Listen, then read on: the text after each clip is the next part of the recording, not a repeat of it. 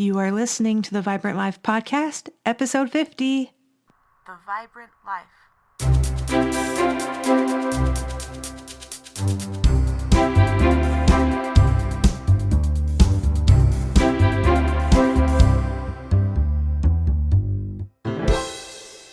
Hey, you. Welcome to the Vibrant Life Podcast.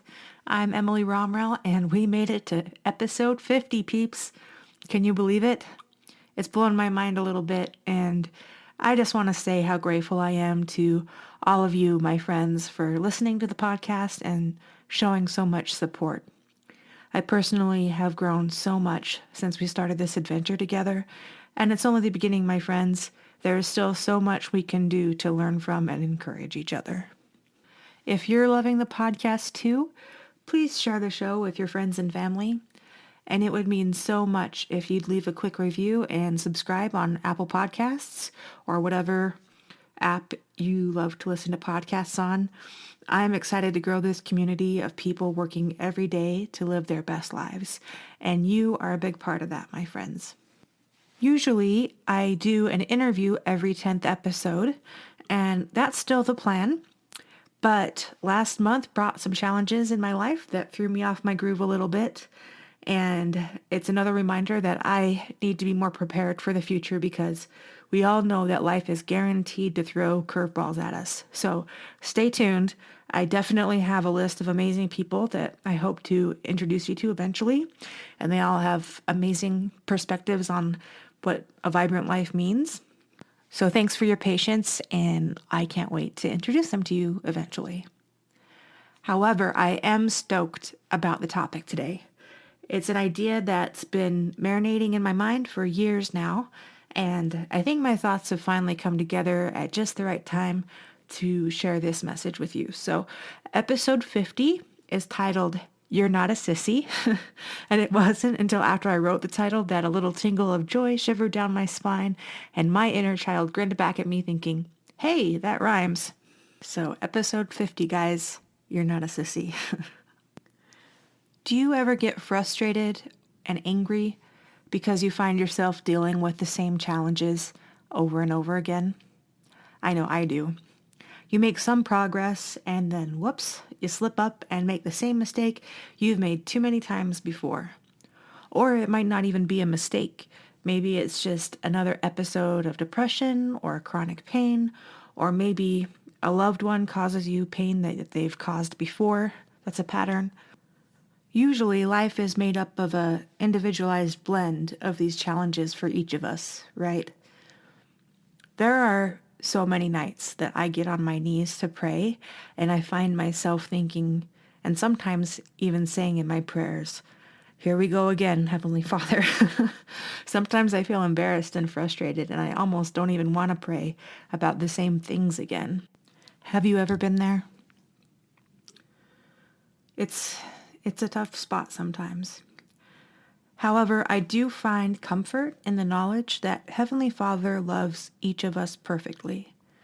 He just wants us to make time for Him, and if it's about the same struggles, that's okay.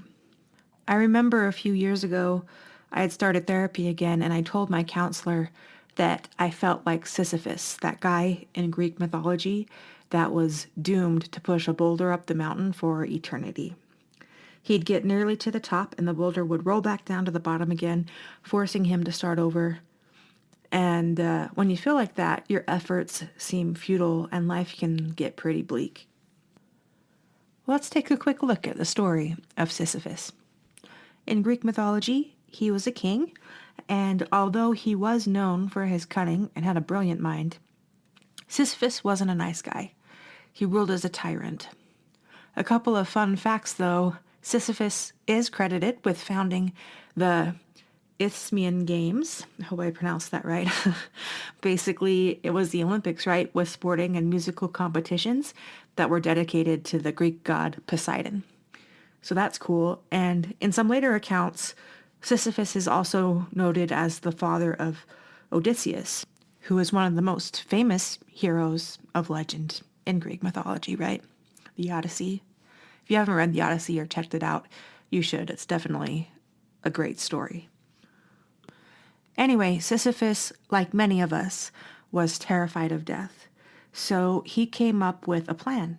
He chained death when it was his time to die, and that made it impossible for anyone to die. But eventually, Ares rescued death, so Sisyphus was forced to die. But he had previously told his wife that if this happened, she should leave his body unburied. So when he did get to the underworld, Sisyphus was allowed to go back up and punish her for that disrespect. Kind of crazy, I know. But once he was back up top, Sisyphus basically lived a second life until he was once again old, and then he did truly die and was sent down to Hades. So he got 2 lives for the price of 1, right? But because of his trickery and disrespect to the gods, Sisyphus was doomed to push that ominous boulder up the hill for the rest of eternity. And that's what he's famous for. I think sometimes we all get prideful or complacent or whatever, and like Sisyphus, we think we can avoid the consequences of life. And we trick ourselves into making the same mistakes over and over again. Then when we find ourselves back at the bottom of that same hill, it's so easy to become discouraged. Here's the truth, though. We are not characters from mythology. We're humans, and we gain experience and knowledge every time we fail. One thing that has brought so much hope to me is learning about the cycle of change. I think I've mentioned it before in the podcast, and you can see a depiction of it in the show notes. So check that out. It's pretty cool. I won't go in depth through the whole cycle of change, but I'll give you the quick rundown. So here's the gist. First, you have no desire to change, or you may even be unaware that an issue exists that you want to change. Then you think about changing. Then you prepare to change. Then you actually take action and do the work. And you achieve some success. And then you enter a maintenance phase where you're at that same level, kind of plateau for a little bit. And then it's very natural to relapse into old behaviors. Finally, you come back to the beginning where you may or may not have a desire to keep moving forward on that personal development journey. Here's where the light bulb moment came for me. It's an upward spiral. We learn from each relapse and become stronger and better each time we go through this cycle. And when it clicks that it's okay to relapse sometimes, and it's even expected, then it's easier to be kind to yourself and move forward. This process is very similar to strength training when you exercise.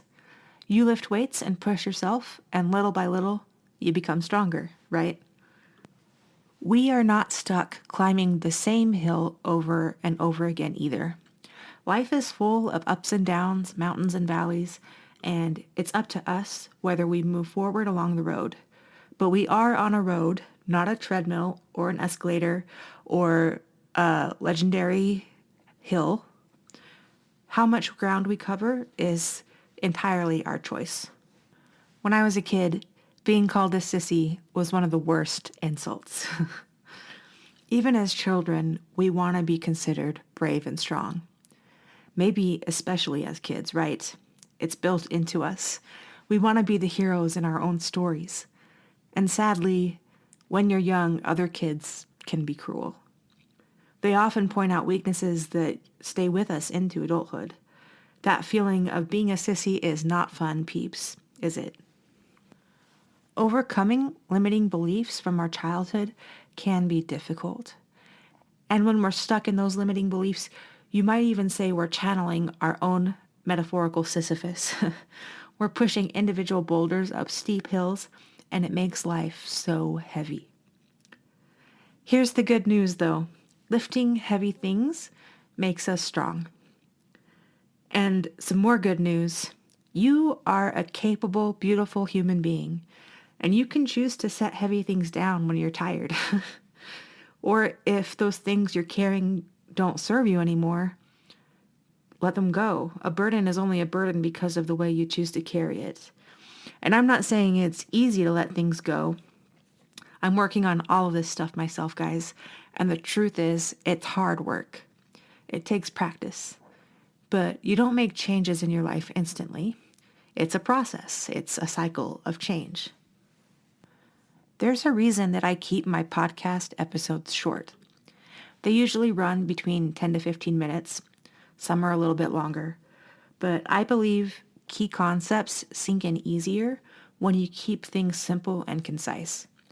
If we can focus on just one simple principle a week and really meditate on it and truly attempt to implement it into our lives, day by day, week by week, we will learn and grow into our best selves. Life doesn't have to be overwhelming. I know it often is. I get overwhelmed, but that's what this is all about. We don't have to be perfect. We can simply choose to be a little bit better tomorrow than we are today. We can enjoy the process. We can live a vibrant life. So this week, I want you to know that you are not a sissy.